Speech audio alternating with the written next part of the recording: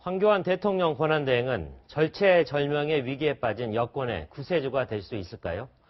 조기 대선이 예상되는 가운데 반기문 전 유엔 사무총장의 지지율이 오르지 않자 황교안 대안론이 고개를 들고 있습니다. 국회 총괄팀장이죠. 정치부 고성호 차장과 이야기 나눠보겠습니다. 고 차장 어서 오세요. 네. 안녕하세요. 자, 황교안 권한대행 지금 보수층 사이에서 어떤 대안론으로 자꾸 거론이 되고 있는데 본인은 부인하고 있었잖아요. 그런데 왜 이런 행보가 예사롭지 않게 보여지는지 그 이유를 한번 짚어주십시오. 네. 일단은 그 정치권에서는 네. 황교안 대통령 권한대행에 대해서 이제 대선 행보를 하고 있다고 판단을 하고 있습니다. 그렇죠. 네. 한마디로 이제 광폭 행보를 하고 있다는 건데요. 네네. 일단 화면 한번 먼저 보시죠. 네.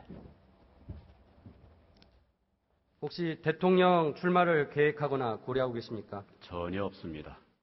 청년들이 결혼하고 싶고 또 아이를 기르고 싶은 이런 사회를 만들어 나갈 것입니다.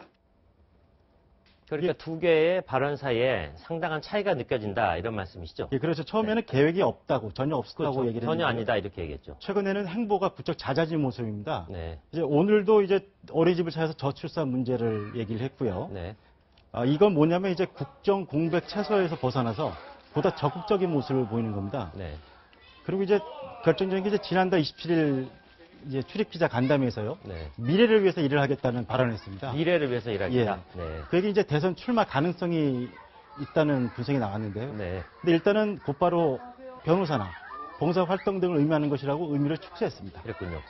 자, 최근에 황교안 권한대행의 행보를 보면 일일 민생 행보다 이렇게 어떤 분석하는 사람들이 많은데 반기문 전 유엔 사무총장과 오늘 면담 그것도 좀 눈길을 끌었다고 하죠? 예, 그렇죠. 네. 그래픽 먼저 제가 설명을 드리겠습니다. 네네. 아마 나올 것 같은데요. 네, 나왔습니다. 예. 네. 그러니까 월요일 보시면요. 월요일에 이제 인천 해경을 찾아서 해상경비 태세를 점검을 했습니다. 네. 그리고 이제 화요일에는 인근 체불 문제를 논의를 짚었고요. 네네. 그다음에 수요일이죠. 그제죠.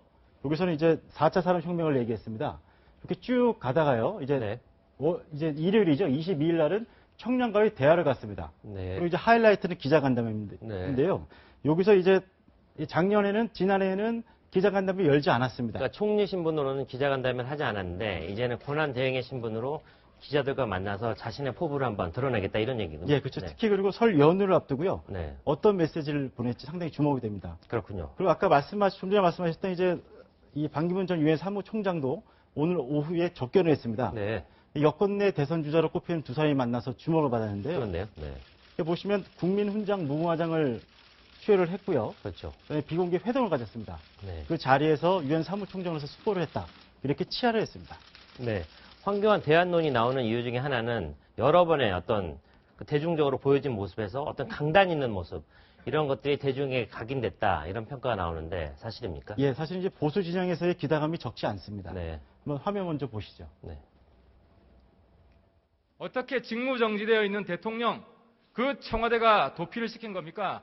이 자리에서 황교안 총리가 명백히 답변하지 않으면 황교안 총리가 그 배후에 있다고 의심받을 수도 있습니다. 아니면 적어도 또다시 최순실에게 부역한다는 그런 비난을 받을 수도 있습니다. 촛불에 타 죽고 싶습니까? 이 자리에서 말씀하지 마십시오.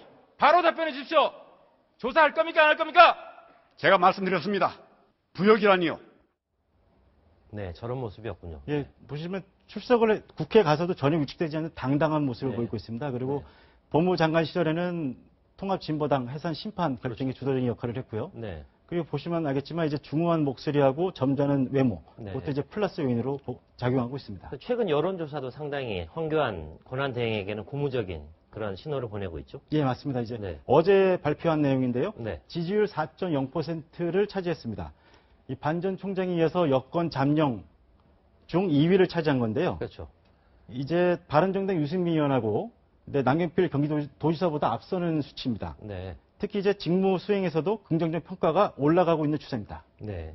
야권의 반응도 좀 궁금해집니다. 어쨌든 통진당 해산 사태 때 보여줬던 어떤 황교안 권한대행의 공안 검사적인 기질 이런 것 때문에 상당히 경계하는 분위기가 많았는데 이제 어떤 여권의 대안으로 떠오르니까 더 경계를 많이 할 것 같습니다. 예, 맞습니다. 네. 한마디로 이제 대통령 행세를 하지 말라는 비판입니다. 네. 이제 화면에 나올 건데요. 네. 보시죠.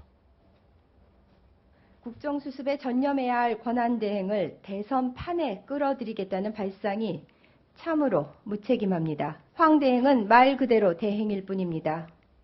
네, 반 전 총장의 어떤 지지율이 반등하지 않을 경우 황교안 권한 대행에 대한 어떤 구원투수 출마 요구는 점점 더 커질 것 같습니다. 네, 국회 총괄팀장이죠. 정치부 고성호 차장이었습니다. 수고했습니다. 감사합니다.